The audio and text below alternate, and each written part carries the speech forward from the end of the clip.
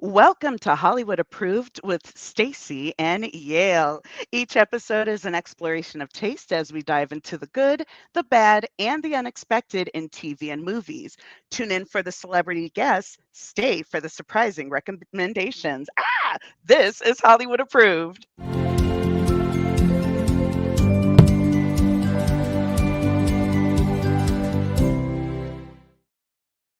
Woo!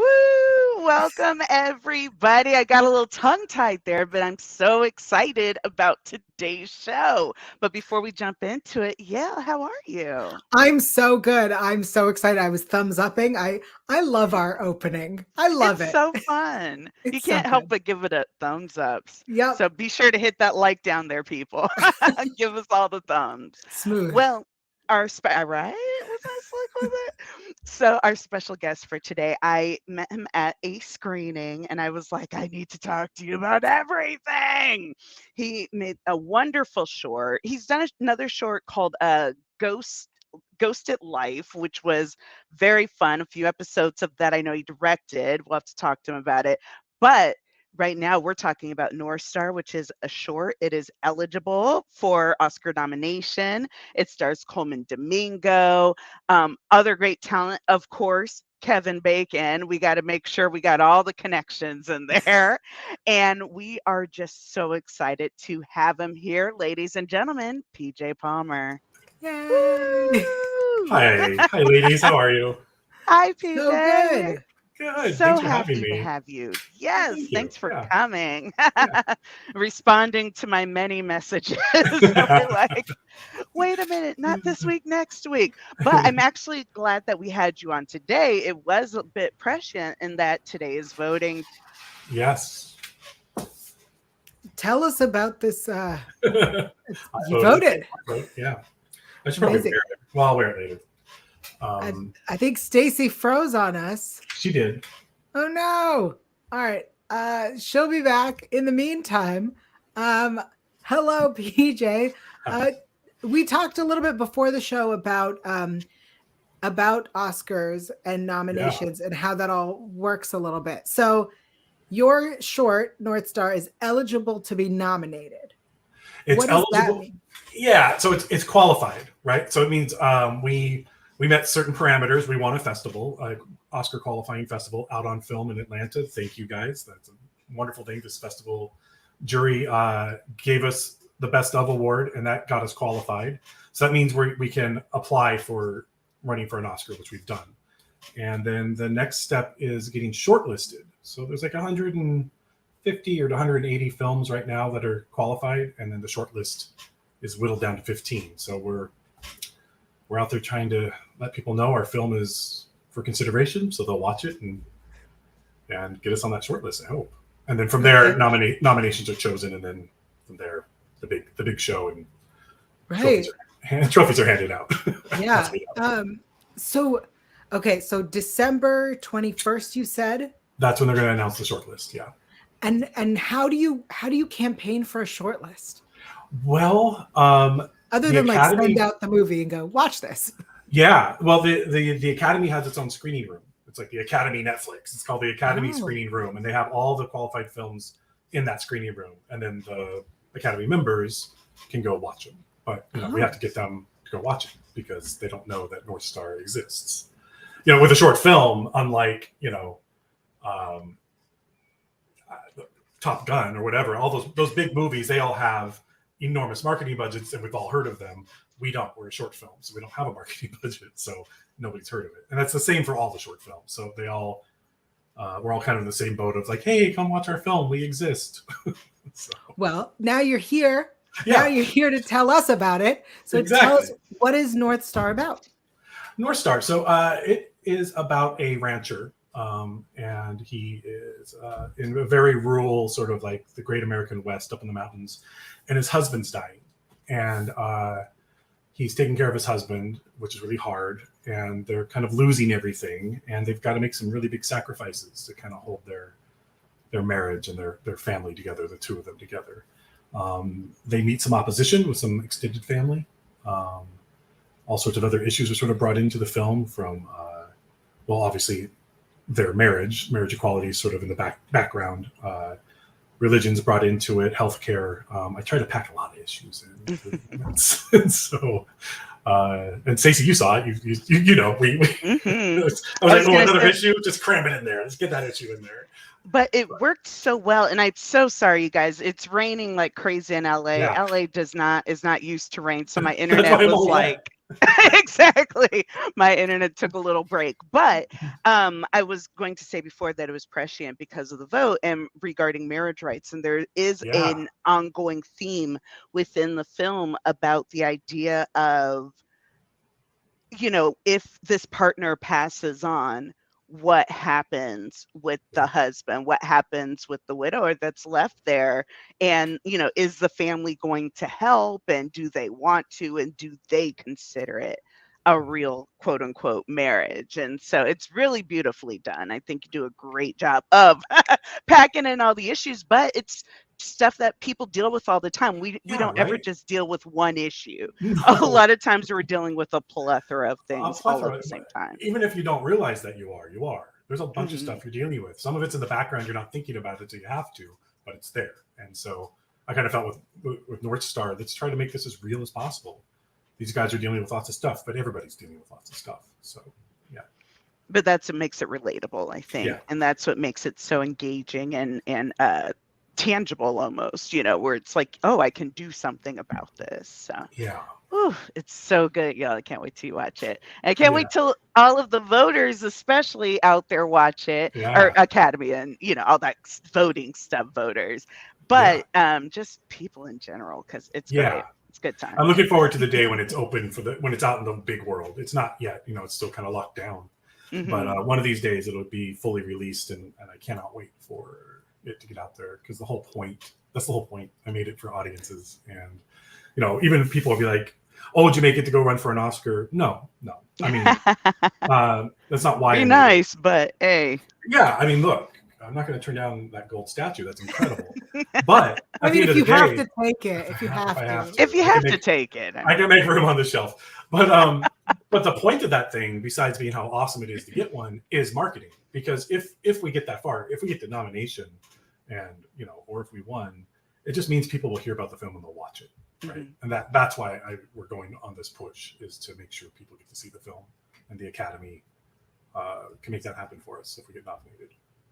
I think it speaks a lot of the talent that you have in there, that they saw this and they were ready and willing and able to invest in it, and say, even if it was just their time or their talent, etc., but say, like, this is something that will be seen by people, and this is something that I'm willing to kind of, you know, put my fame on the shelf for and come and do. And so I really like that.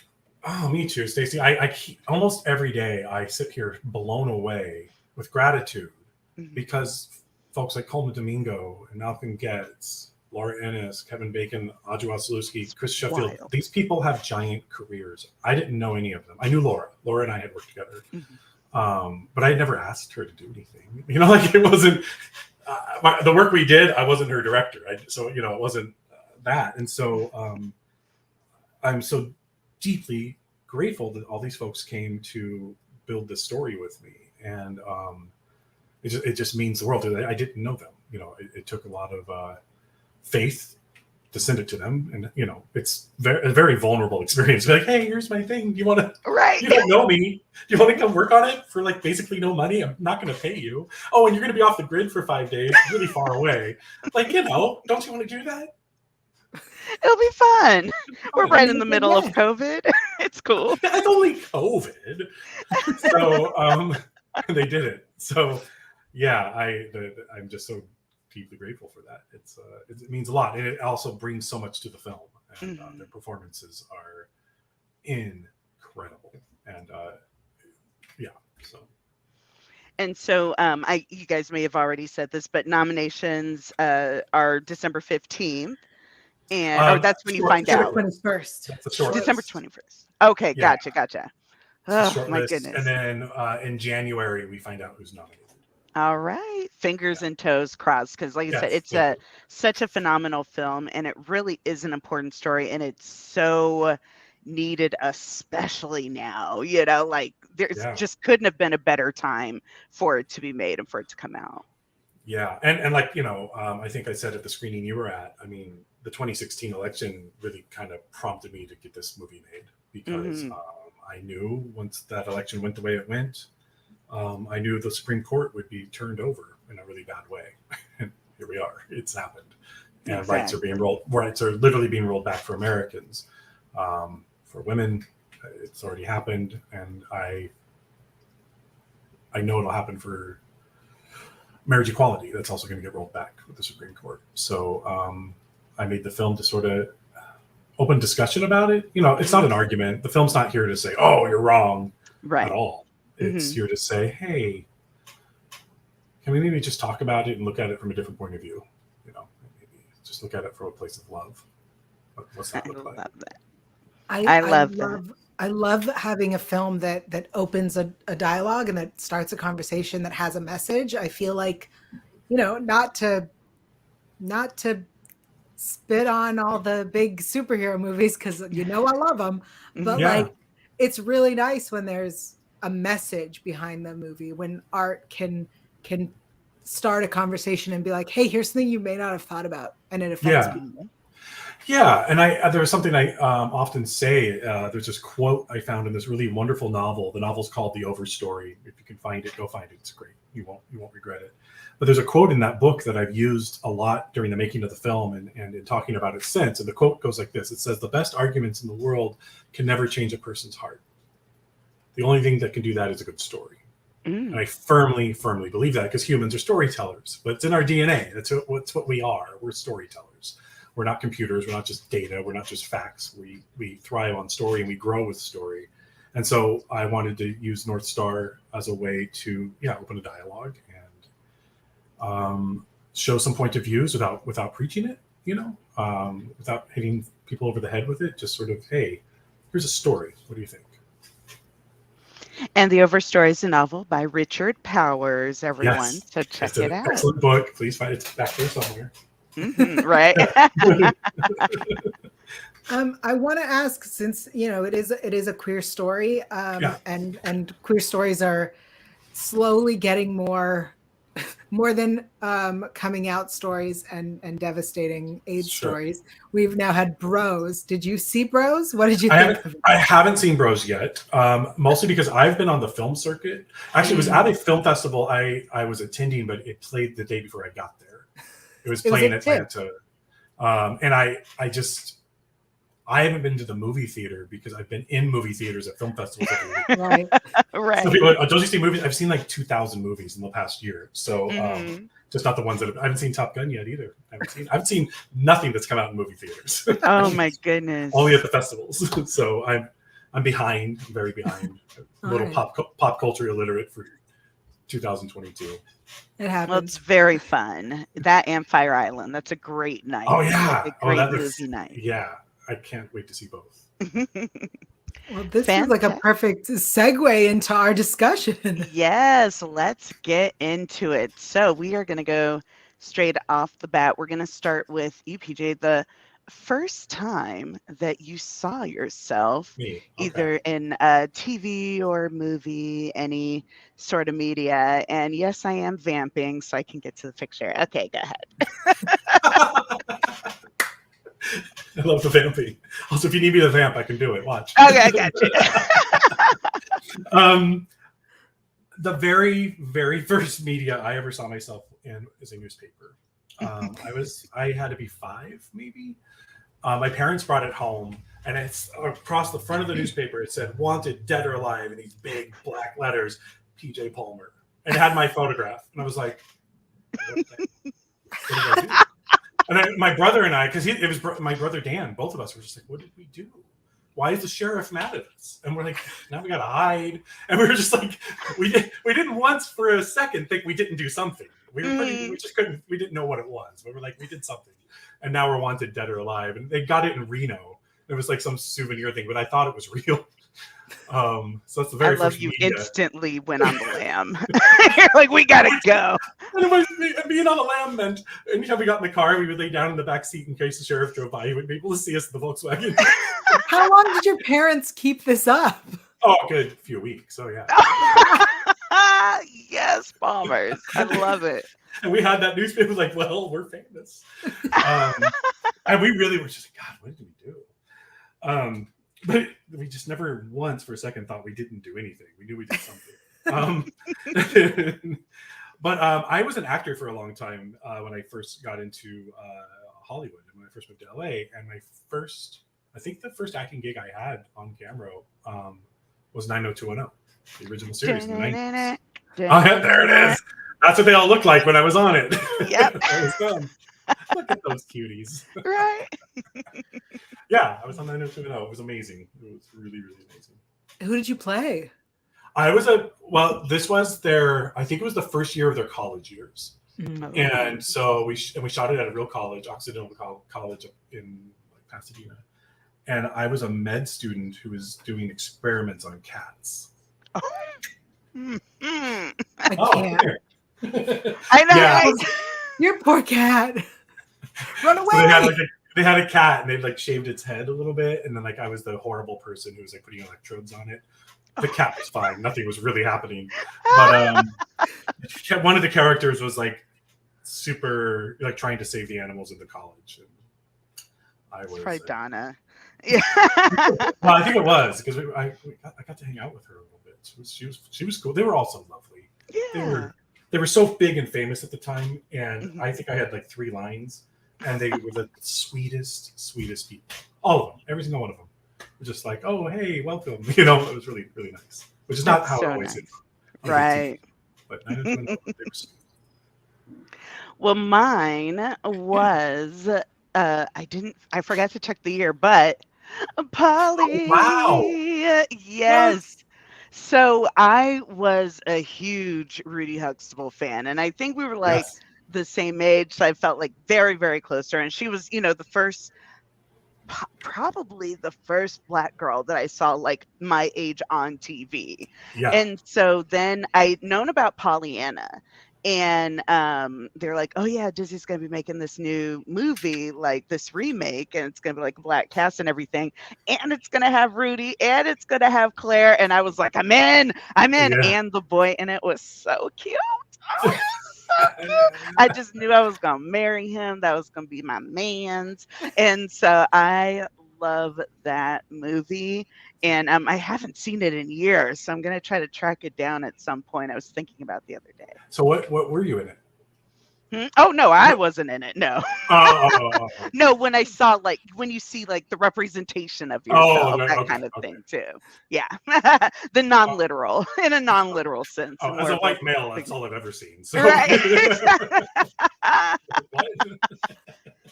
I love it. And Yael, what is yours? My pick was, because I think last time we did this, I said Captain Jack Harkness from Doctor Who, which was the first time I saw bisexuality or omnisexuality on TV. But this time I went with Huge because it was the first time I saw an all-fat cast. And Nikki Blonsky, who starred in that, was a fat girl at fat camp who was like, I don't want to be here and I'm very happy with my body. And that was the first time I ever saw that on TV. Yeah. And that was amazing. So Huge, fully fat cast, aside from like Gina Torres, who ran the fat camp. But it has Harvey Guillen, who's on What We Do in the Shadows, Nikki Blonsky, who was on Hairspray. It has like a ton of people that have gone on to do other things, and you've seen other things. Ari Stidham, who was on Scorpion, he was the main love interest. Like all of the young fat actors that are currently working were all on that show, and it was so ahead of its time. And I'm so bummed because if it were to come back, it was like right at the end of ABC Family before it became Freeform. And if they brought it back now, it would do so well. I think so.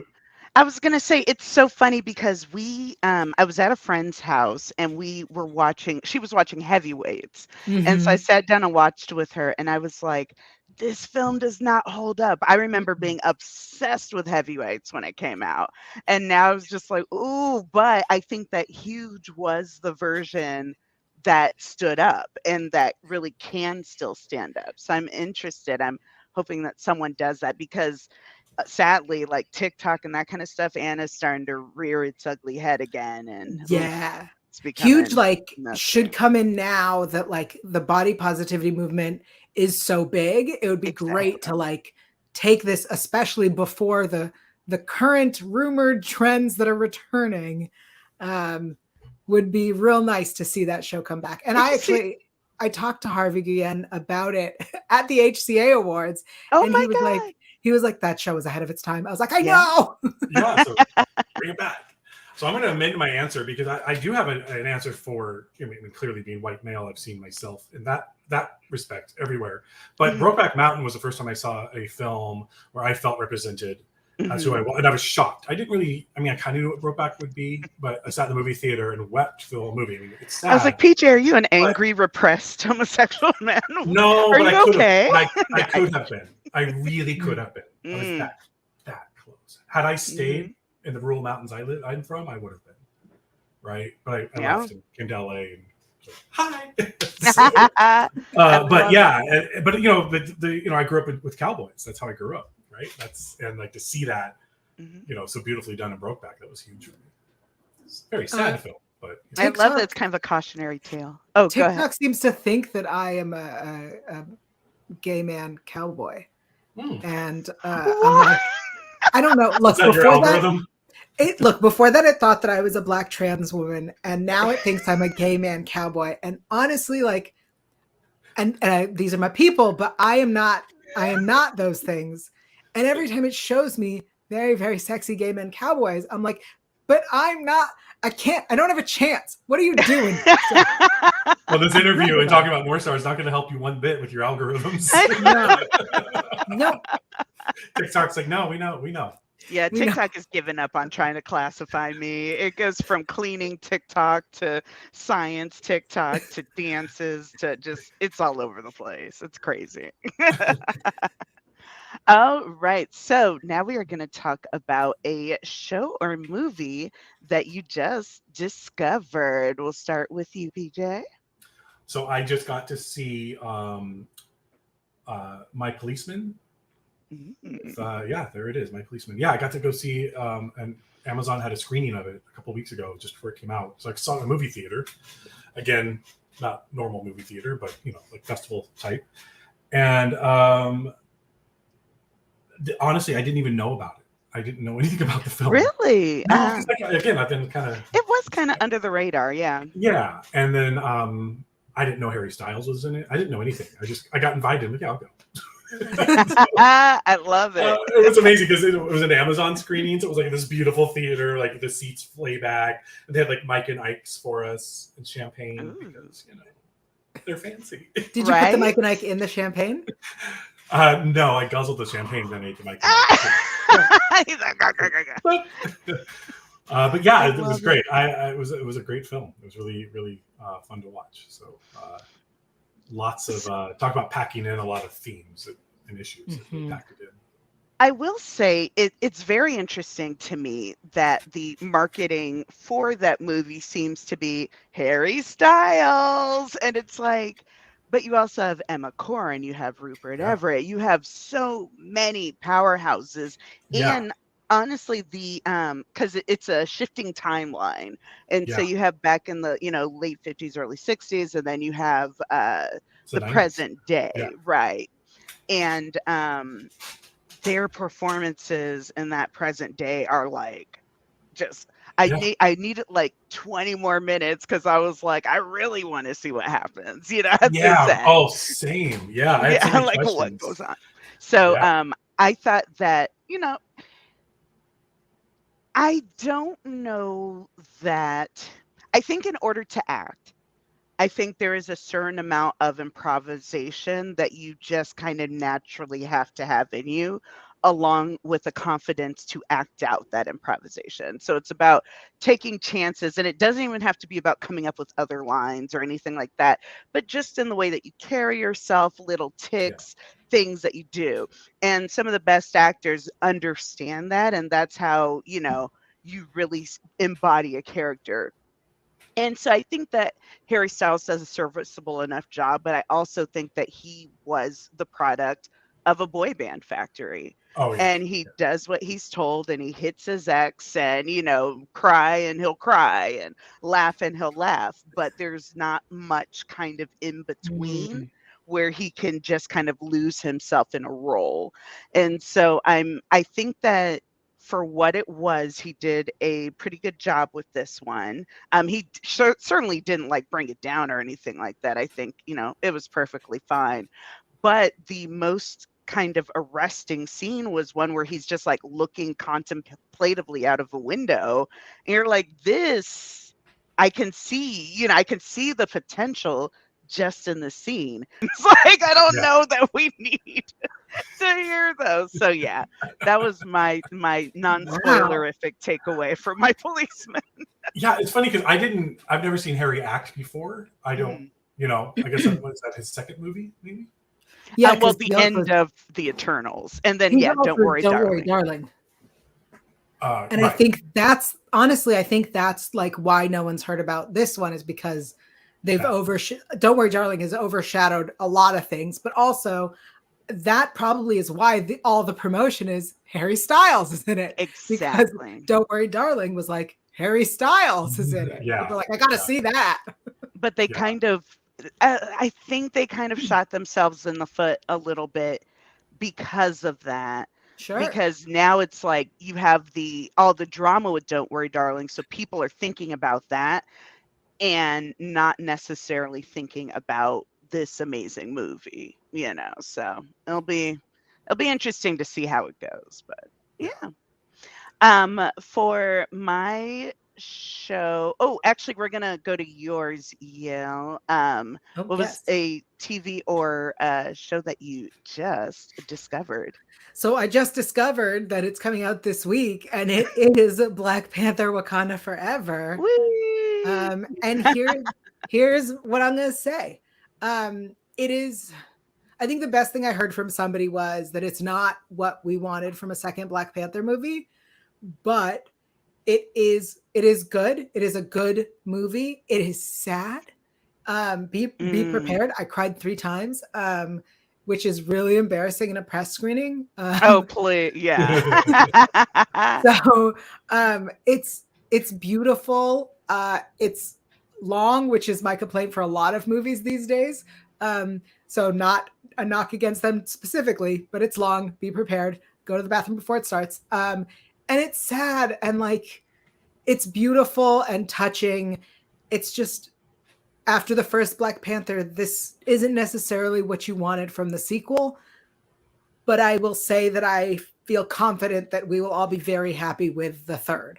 And so like, it's good. Okay. So it's going to work in like in a triptych though. Yeah. But because, after the first movie, it set up so many things and you have all these people and all these characters. And what they did was they made a really beautiful, heartbreaking tribute to somebody who's not in it. And so it's not what you wanted, but it is good.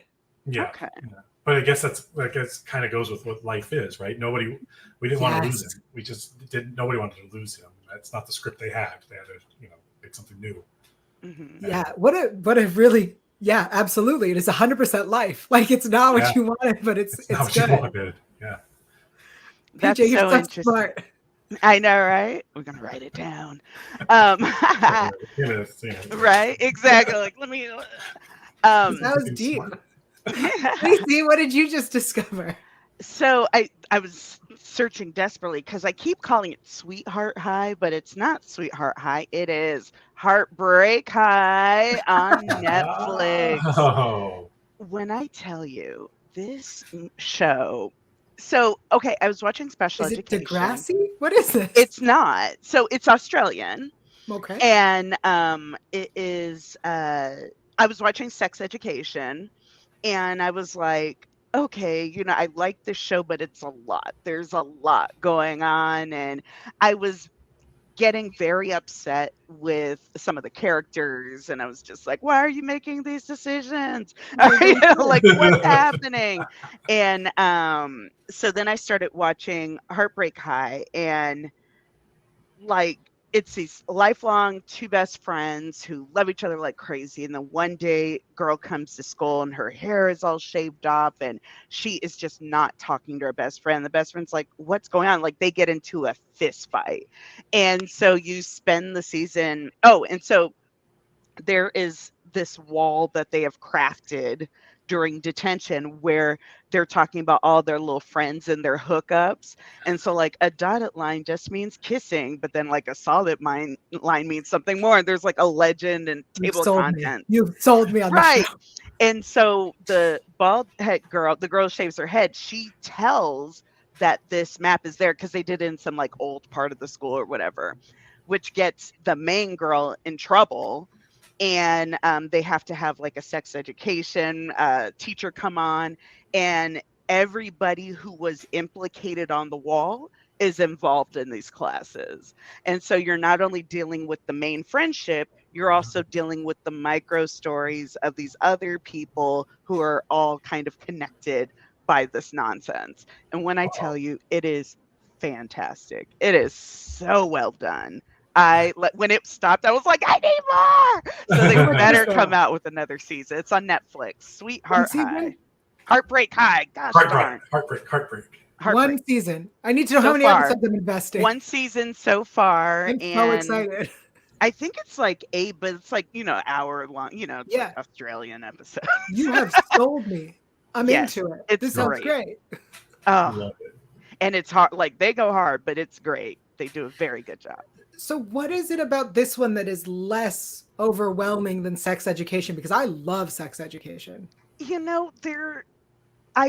not a huge fan of, there's this thing that's kind of happening now where people are just saying the most horrible things that they can think of to say to someone.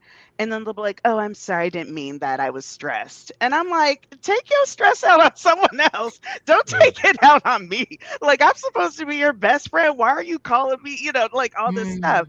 And I noticed that, especially between Otis and Nkude's character, I can't remember his name, but I loved their friendship. Eric, yes, thank you. I loved their friendship. And then, there was like, this little stuff that happened. And I was just like, you guys, there's a clear reason. If you would just talk about what actually happened, why are we doing this? And so I was just like, okay, I gotta wait. we're gonna take a break. And then I ran into Heartbreak High, and I was like, yes, it's everything. And they have those fights, and they do scream at each other, but there are like very clear reasons, So you're like, okay. It's good times. And so we will go on to our next one, a movie or TV crush. I was gonna sing a song. I was like, wait, that's not that song. Sorry, guys.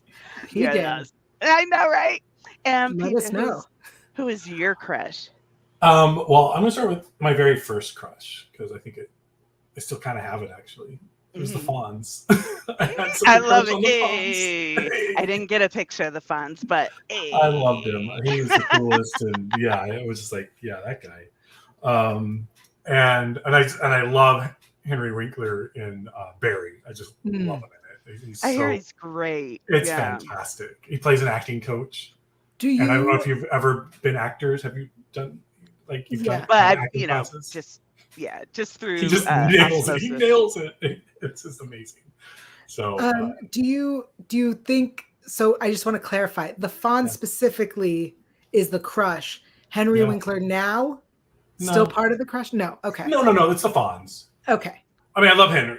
Henry's awesome. He was, Arrested Development. My God, he was hilarious. He's so good. So, I mean, but because he got to be the Fonz, he's in the conversation with the Fonz. I just wanted to clarify. Just clarify. Even as a kid, I knew that guy was sexy. That's the Fonz is everything. I got it. I can understand why all the girls liked him. But as of last week, it's all Harry Styles for me. Hey, I love it. Oh, honey, And it's funny because I've never paid any attention to him. I don't, it's boy bands, all that. I'm a little aged out of it, and I know he exists because of pop culture's out there. But then to sit in a movie for 2 hours and watch him in My Policeman, I was like, oh, wow, he's cute. I missed the One Direction train entirely, and mostly by design. Because I was like, I was such a huge American Idol stan that I was like, I don't need X Factor in my life. My life has already been ruined by American Idol. I don't need X Factor to add on to that. But I knew about them, of course, and everybody I knew, especially like online, was just like, One Direction. And so I was like, you know what, y'all can have One Direction. But it wasn't until there were like, a couple of songs here and there, and I knew he would be on like James Corden guest hosting or something like that. But I think it wasn't until Harry's House where I was like, okay. And then I started watching like some videos from his concerts and the way that he interacts with the audience. And I was like, there's something about you, Harry. I don't know. Oh, and Sign of the Times, which was very I've seen all David his, Bowie-esque. the pictures of him and his various, red carpet outfits. And I've always really appreciated him pushing the envelope in every which way. I'm like, get it. Yeah, of course. Do that. That's all I've known about him. I couldn't tell you one of his songs, but now I'm all about it. So Harry, we're like all students. It's so funny. You can find me. I am also, I had no interest when he was part of One Direction. But after seeing him in Don't Worry Darling, I'm like, oh, okay. Like I understand why everyone thought he was attractive. Really only when he and Lizzo collaborate do I'm like, oh yeah, I see it. Right. But otherwise I'm like, yeah, all right. But like him and Lizzo, I'm like, yep, I could see this. So cute. That is another reason that he got on my radar was because of Lizzo, and I was like, I am here for it. I was like, even if it's a lie, play it up. I love that. Yeah. Oh my goodness. And I want to hear about your crushes. So we've done this category a few different times, and so I've had some in the background, but this one is a special one. There was an announcement on Netflix that one of their fantasy shows was getting a recasting, and it was going to go from Henry Cavill to Liam Hemsworth. I am Team Gale. Now, I will tell you, I have never read a Hunger Games book. I have watched 2.5 movies. I am Team Gale. I could not stand Peeta, and I really like Liam. There's something. He has something. I think it's that third child syndrome kind of thing where I'm like, because I'm. It's weird. I always say that I'm an only child with siblings. There's like a huge gap between me and my youngest older brother. And so I feel that Liam kind of has that thing. And there's something about that consummate kind of baby that you just want to root for. You're like, I want to give you attention because I know you did not get it at home. I know attentions were divided, not in a bad way, but everyone's busy. Yeah. And so yeah, I want to see him. I want to see what he can do. I think that he is a good actor. I want to see him take on something like this, and if he can make it work, better for him. But I'm like, those are going to be big shoes to fill because the Cavill stands are not happy. So yeah, I support you, Liam.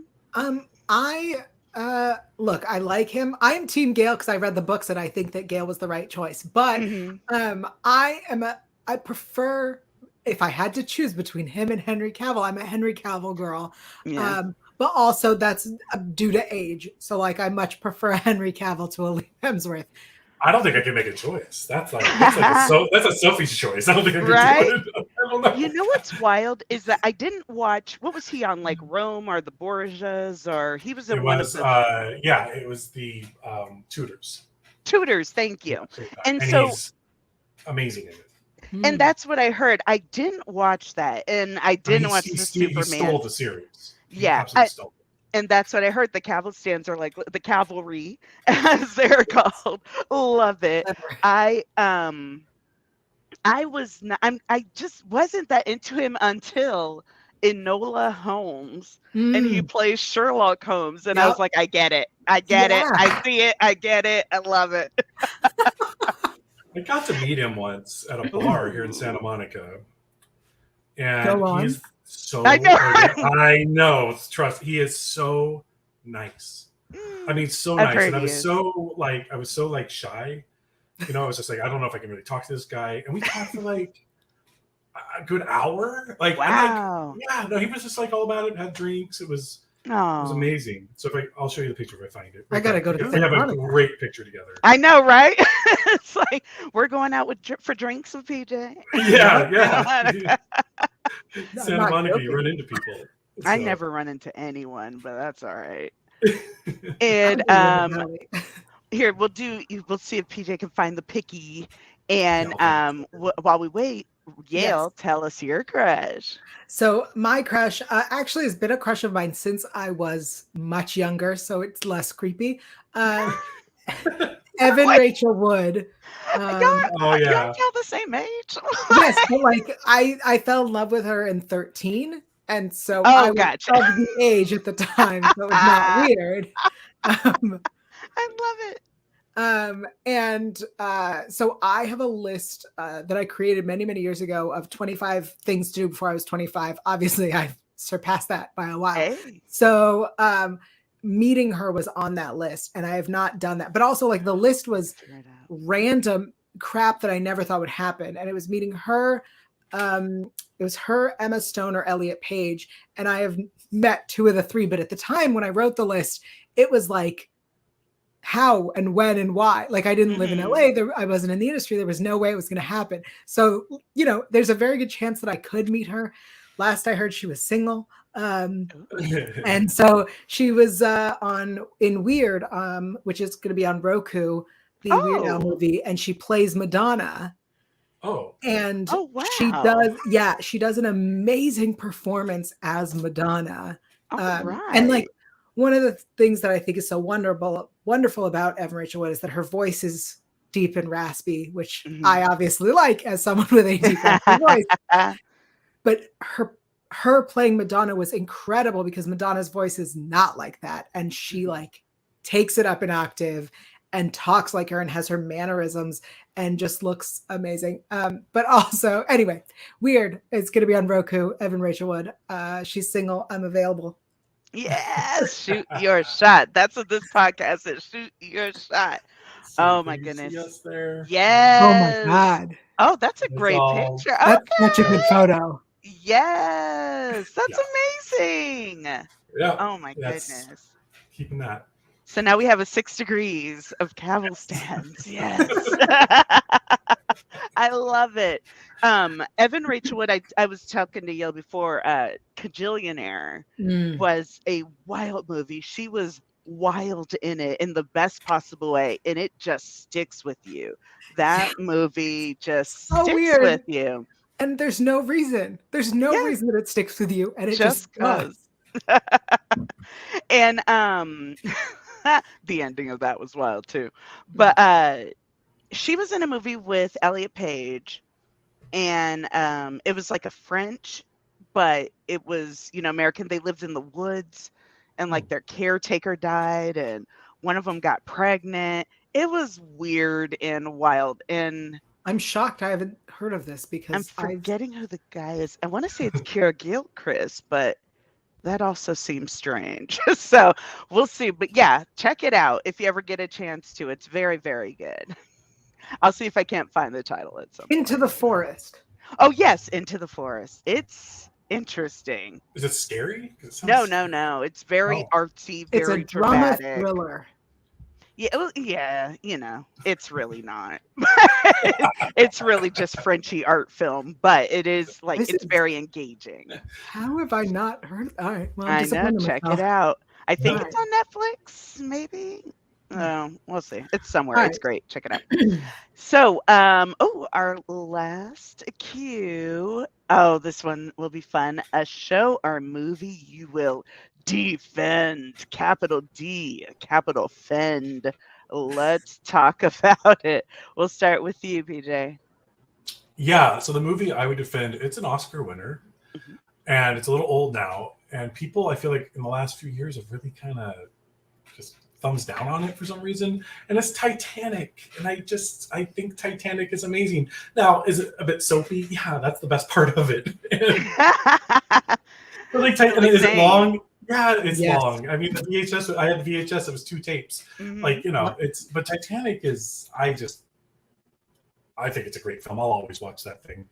And also, for everybody who is so mad at Rose for not letting Jack up on the door, the piece of wood, it wasn't her choice. He could have got on there with her, and he decided not to.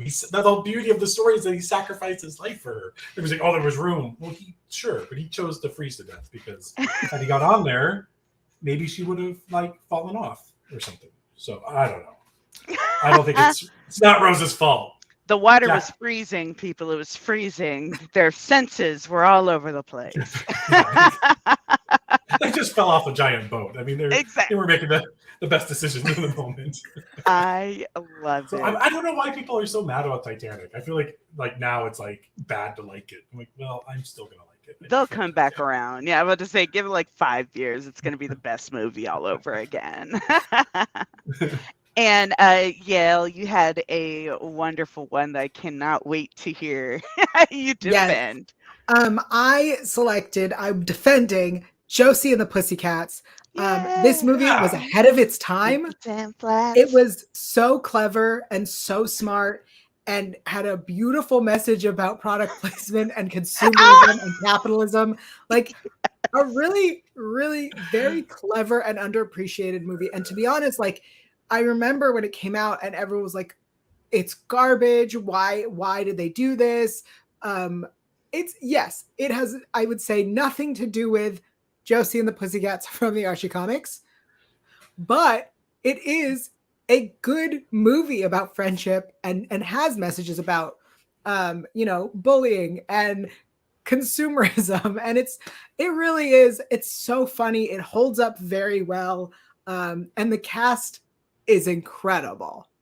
Like, it's Rachel Lee Cook, Prince, Rachel Lee, yep. You've got Alan Cumming and Parker Posey. Parker Posey. It's so good. It's really good. And it's very funny. And if you haven't watched it because you were like, wow, that looks like crap, you're wrong. Watch it. I love it. You're wrong. Yes. I get it. It looks bad.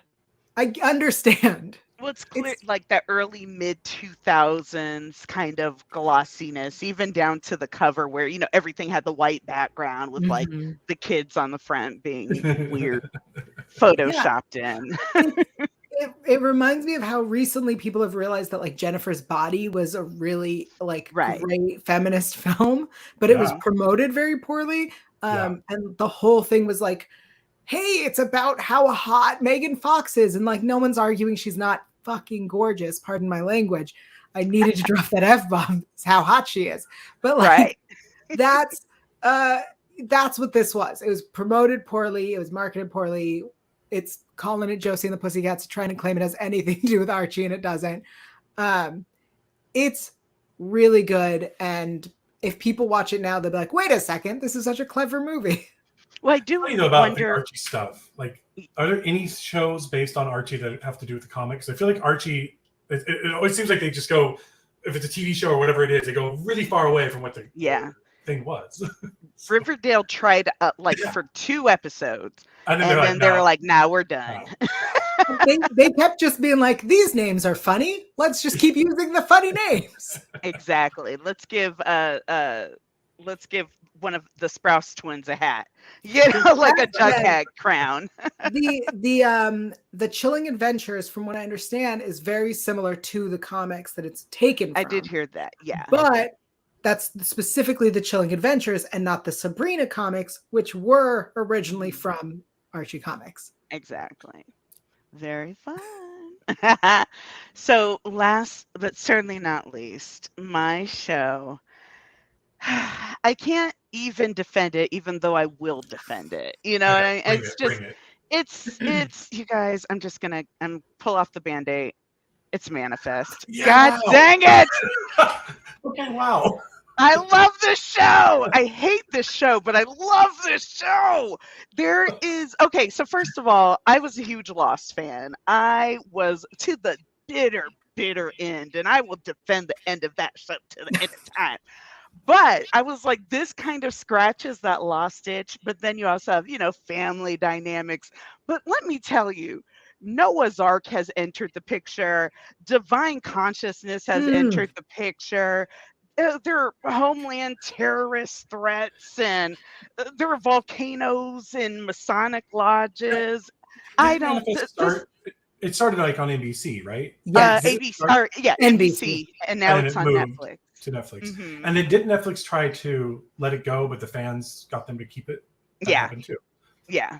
So, or I think Netflix was always kind of on board to save it, but they wanted to see the fan response first. Yeah. And so once they got that fan response, they're like, all right, we'll bring it back. Yeah. We got another season. And now I'm like, so, okay, when this show first started, I was like, cool, I'm fascinated. Mm-hmm. And I gave it, I think, 2, maybe 3 episodes, because I do not enjoy religious sentiments in my TV. That's just not my thing. So the first episode has there's like a pillow with a prayer on it. Yeah. And there's like something about all this religious stuff. So I tweeted it. I was like, this is not for me. It's too religious for me. And the showrunner was like, stick with it. It changes. So I gave it more episodes and it just got more religious. And I was like, yeah, pass. Like, this is the one thing I said I didn't want. And you're telling me now that Noah's Ark is there? It gets less religious and more spiritual, but when it's Noah's Ark, there's also stuff from all sorts of other religions, and there's tarot, and there's this and there's that, and they don't lean on any one thing. Still a pass. But yeah, I know, I get it. But the thing that drives me crazy, but I will still continue watching, is that thing right before commercial. It's shows that plan for a commercial break in a world where there are no commercials. Mm-hmm. Yeah. And so it's like, oh, you got a phone call. Oh my God, tell him I found something. I think I've got it. And I'm like, you got what? And then it's just like, next scene. And I'm like, no, I hate you. Go back. What are we doing? And then I'm like, next episode. So they got me. They got you 1000%. And I love it, even though I hate it. And I will defend it. And I'm telling everyone to watch it, but also don't. So that's all I got. I cannot with that. Ugh. Well, on that note of utter indecisiveness, what we are decisive about is you guys like and subscribe to our Hollywood Critics Association YouTube page for more fun shows. We have Pop Council. What other shows do we have? I'm not sure what other shows they're putting out right now, but make sure you subscribe so you don't miss any. And there are past episodes, so check those out. And PJ, where are you on the internet? How can everyone keep up with you? I am on Instagram. I'm at what is it? Is it you or is Director it PJ? It's at Director_PJ. That's me. I guess I never type it in because it's my account. And then, you'll find me there. Tell me your website. So my website is 22films.com, and it's spelled out, the 20, TWENTY, the number 2, films. Yeah. And you'll find all my stuff there. You'll find North Star there. You will find, this is great, and I don't think I told you this, Stacey. The character that Kevin Bacon plays in North Star, I had a bunch of extra footage of him and Laura doing their televangelist thing. So I made an entire website for them. Yes. And for their morning show. And so if you go to my website, you can get to it. But it's a lot. What's it called? The show is called He Is Risen with Owen and Jess. Yes. It's like a televangelist morning show. Play on words for sunrise. And then the website is the familybroadcastingnetwork.org. That's the website. How did you get that? Isn't that already it was available. It was available. I got it. I was like, I'll buy that. Wow. Yeah. Oh, that's funny. Network.org. Go there. You'll see Kevin Bacon and Laura Innes doing their characters. They are horrifying and wonderful. Exactly. Oh my goodness. I'm That's writing it down amazing. furiously. It's like all these horrible pastel colors. It's really funny. So. Oh, I can't wait. I'm going to watch the entire thing.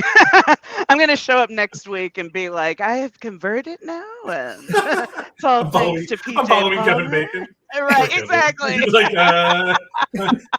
don't think that was the way it was supposed to go. Yes, baconism. Yes, there we go. There we go. The Church of Bacon. I love it. 6 degrees, yes. And Yael, where can we find you online? I am everywhere at Yael Tygiel. That is YAELTYGIEL. I am now on the TikToks as well, trying to use it as a dating app and failing. You can also find me on the Electric Now app. The second season of Leverage Redemption will be coming out very, very soon. So you can check out the official after show. We put out a couple specials getting ready for season 2. So check that out on Electric Now. That is available everywhere. I think it's everywhere. You can get that. Find it. Look it up. Stacey, what about you? I am on Instagram and Twitter at Sticky Keys, STICKYKEYS. You can also find me, hopefully, on the soon-to-be updated syvonnecreative.com, where I'll have all my reviews and all my links to everywhere else that I am on these interwebs. So check it out. I am so happy that you joined us today, PJ. It was thank you. treat. It's been great. So fun. It's really great. Yeah, I kind of think we should do it more often. I love it. Right? Exactly. We're gonna get together. It'll be fun. Yeah, we'll have some. We'll go cavil hunting, and we'll get. I know the hunting grounds. I know where to go. There we go. Well, until then, all of you take care, and we'll see you next time. Bye. Thank you. Bye.